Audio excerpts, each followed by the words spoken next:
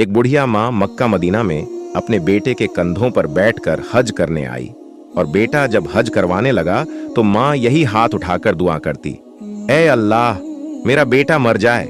फिर बेटा चलता, फिर एक जूता मारती और कहती, या अल्लाह मेरा बेटा मर जाए।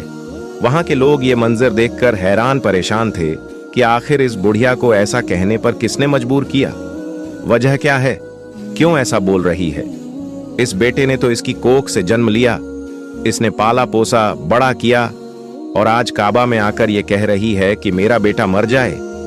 लोग झारो झार रोने लगे कि अगर मां ऐसी बद्दुआ देगी तो बेटे का क्या बचेगा। वो बेटा चुपचाप ये सब सहता और मां को पहले दिन काबा में इबादत के बाद उसके कमरे तक ले गया। दूसरे दिन जब वो फिर काबा में आए तो उसकी बुढ़िया मां का यही हाल था। वो कंधे पर बैठकर काबा घूमती, तवाफ करती, इबादत करती और साथ में एक जूता मारकर बेटे को बद्दुआ देती, या अल्लाह मेरा बेटा मर जाए। क्या ये बेटा इन चीजों का हकदार था?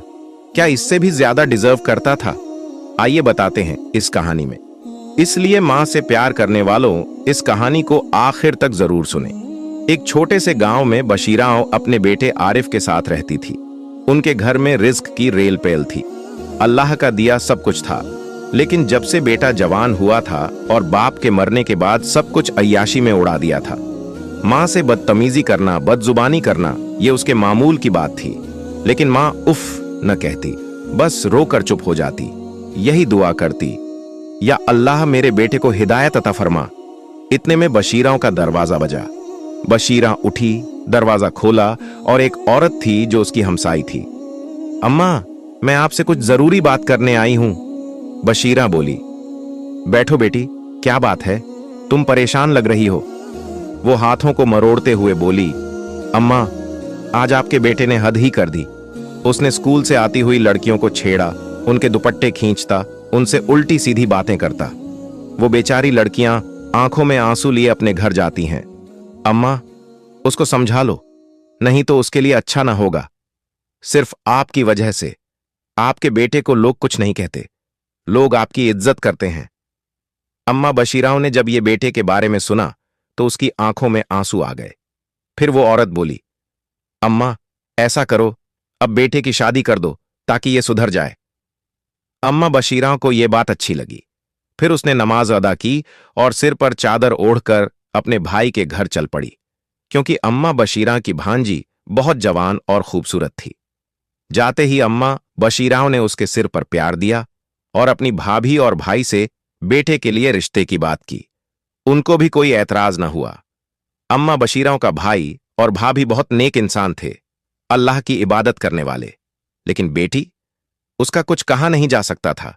पढ़ाया लिखाया, लेकिन वो पढ़ी लिखी बदतमीज निकलेगी ये किसी ने भी न सोचा था। रिश्ता तय हो गया। फिर कुछ दिन गुजरे, अम्मा बशीरा ने अपने बेटे की शादी कर दी। शादी को दूसरा दिन था, अम्मा बशीराओं का भाई उनके घर आया और 3 टिकट उनके हाथ पर पकड़ाए और कहने लगा, बाजी ये मेरी तरफ से तुम तीनों के लिए इनाम है, तोहफा है। तुम तीनों लोग हज पर जाने की तैयारी करो। मैं चाहता हूं मेरी बेटी का घर बसने से पहले शुरुआत हज से हो। ये तो दस्तूर है, जैसा शौहर हो वैसी ही उसे बीवी भी मिल जाती है। जब दोनों मियां बीवी ने ये हज के टिकट देखे तो नूरीन नाक चढ़ाने लगी। उसका शौहर भी मुंह मरोड़ने लगा। अगर टिकट ही देने थे तो लंदन के देता, पेरिस के देता, जहां हम नई नई शादी में घूमने के लिए जाते। ये क्या हज के टिकट दे दिए? हम अभी अपनी जिंदगी जीना चाहते हैं, एंजॉय करना चाहते हैं, अभी हज पर चले जाएं? वो मुंह मरोड़ते हुए दोनों अपने कमरे में चले गए। नूरीन का अब्बू वापस गया तो अम्मा बशीरा अपने बेटे और बहू के कमरे में गई। हज के टिकट हाथ में थे। खुशी से कहने लगी, बेटी तेरे बाप ने आज वो नेकी कर दी जो सारी उम्र में उसका एहसान नहीं चुका सकती। आज उसने हम सबको अल्लाह के घर जाने की दावत दे दी और हम कितने किस्मत वाले हैं कि हम अल्लाह का घर देखने के लिए जाएंगे। नूरीन चुप रही, कुछ न बोली। लेकिन आरिफ फौरन बोला, अम्मा नहीं नहीं, शादी है, कुछ दिन तो जीने दो। ये क्या तुमने हज हज लगा रखा है? हम कहीं नहीं जाने वाले। अम्मा बशीरा के पैरों तले से जमीन खिसक गई। बेटा तू कैसी बातें कर रहा है? उस दर पर जाने के लिए लोग पागल हैं, लोग तड़पते हैं, रातों को उठ उठ कर रोते हैं, तहज्जुद में रोते हैं, और तू वहां जाने से इनकार कर रहा है। तौबा कर ले बेटा, तौबा कर और चुपचाप तैयारी कर, हमने हज पर जाना है। इतना बोलकर अम्मा बशीरा अपने कमरे में आ गई। इसके बाद दोनों मियां बीवी ने हज की तैयारी शुरू कर दी, पैकिंग की। अम्मा बशीरा ने भी अपने कपड़े वगैरह पैक किए। फिर वो दिन आ गया कि वो एयरपोर्ट पर पहुंचे। जहाज का सफर शुरू हुआ।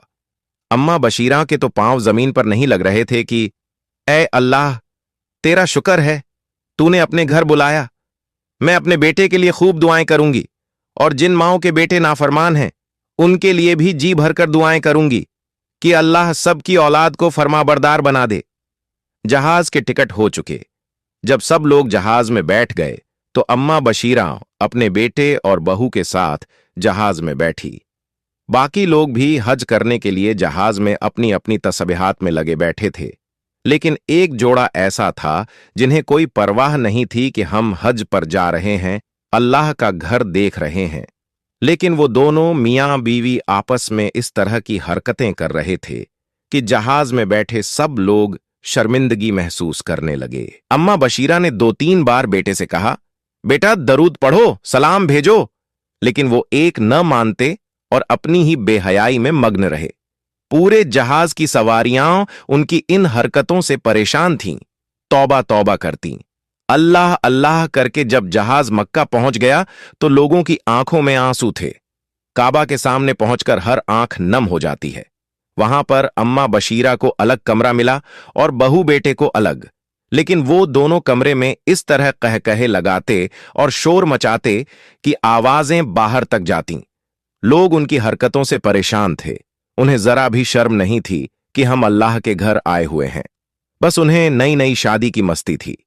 अम्मा बशीरा तंग आकर दरवाजा खटखटाती हैं और कहती हैं, बेटा कुछ तो लिहाज करो, सब लोग बाहर तुम्हारी आवाजें सुनते हैं, क्या सोचेंगे। काबा की फिजा जैसे बदल जाती है। तीसरा दिन था।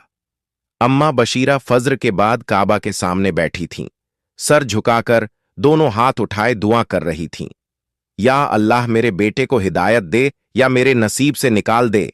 और उधर आरिफ और नूरीन अपने कमरे में जैसे दुनिया से बेखबर हंसी मजाक में लगे थे। बाहर से गुजरने वाले हाजी हैरत से सुनते किसी ने इमाम को शिकायत कर दी। इमाम गुस्से में आए और शिकायत अम्मा तक पहुंची। अम्मा शर्मिंदा हुईं, फिर उठकर बेटे के दरवाजे तक आईं। दरवाजा खटखटाया मगर अंदर से कोई जवाब नहीं। मां चिल्लाकर कह रही थी, बेटा आवाजें बंद करो, सब लोग शिकायत कर रहे हैं, कुछ तो एहतराम कर लो, ये सब मस्तियां घर जाकर भी हो सकती हैं। इतने में दरवाजा खुला। आरिफ बाहर आया, आंखें लाल, मुंह पर गुस्सा और बेअदबी। कहता है, अम्मा तूने दिमाग खराब कर दिया है, हर वक्त टोकना, हर वक्त ताने देना, जा अंदर। तूने कभी अपने शौहर को खुश किया होता तो शायद मैं भी इंसान बन जाता। आज तेरा मर्द तो दुनिया में नहीं है और तू खुद की यादें ताजा करने के लिए हमारा दरवाजा खटखटा रही है। अम्मा कहती हैं, अस्तगफिरुल्लाह, बेटा कुछ शर्म कर, वो मेरा शौहर था और तेरा बाप था, कैसी बेहयाई की बातें कर रहा है तू। लेकिन बहू भी पीछे से निकलकर तंज में कहती है, और सास जी, ये हज करना आपके लिए होगा, हमारे लिए तो बस एक ट्रिप है। हम घूमने जा रहे हैं, आप नमाजें पढ़ा करें। हमने पहले ही कहा था घूमने के लिए हमें लंदन या पेरिस भेजते, और मेरे बाप ने कहां भेज दिया, मक्का में। अम्मा बशीरा की आंखें नम हो गईं। दरवाजा बंद करके लौटीं तो कदम लड़खड़ा गए। जुबान पर तस्बीह थी। शाम को खाने के वक्त भी दोनों ने बदतमीजी की। अम्मा ने चुपचाप रोटी रखी तो नूरीन ने हाथ झटक कर कहा, ये क्या गरीबों जैसा खाना ले आई। और आरिफ कुर्सी पर हाथ मारकर बोला, अब अम्मा को यहां रहना भी मुश्किल हो गया है, किसी ओल्ड हाउस में छोड़ क्यों नहीं देते। अम्मा के हाथ से प्लेट गिर गई। वो जमीन पर बैठ गईं और रोते हुए कहने लगीं, या अल्लाह, मैंने क्या गुनाह किया था जो मुझे ऐसा बेटा दिया। नूरीन आगे बढ़ी और कहने लगी, ये नाटक दुनिया के सामने बंद कर दे वरना मैं मारूंगी। ये सुनकर आरिफ ने जूते का फीता खोला और जूता हाथ में लेकर कहने लगा, देख अम्मा, ये है तेरा हज का तोहफा। उसकी बीवी पीछे खड़ी मजे से हंस रही थी। अम्मा बशीरा जमीन पर झुक गईं, दिल थम सा गया, आंखों से धारें बहने लगीं। पास से गुजरने वाले हाजी रुक गए। कोई तौबा करता, कोई रोने लगता।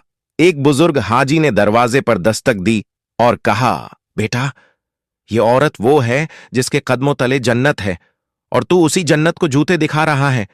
डर उस दिन से जब काबा खुद तेरे खिलाफ गवाही देगा। आरिफ हंसता है। बस कर बाबा जी, अपना वाज अपने पास रख। नूरीन हंसती है। आजकल सब ड्रामा करते हैं। वो दरवाजा बंद करके फिर अपनी मौज मस्ती में लग गए। अम्मा बशीरा सजदे में जा गिरती हैं। या अल्लाह, ये तेरी जमीन है, यहां तूने बुलाया है, अब इंसाफ भी तू ही कर। उसी रात आरिफ को ख्वाब आता है। काबा स्याह हो चुका है। सब लोग बाहर भाग रहे हैं।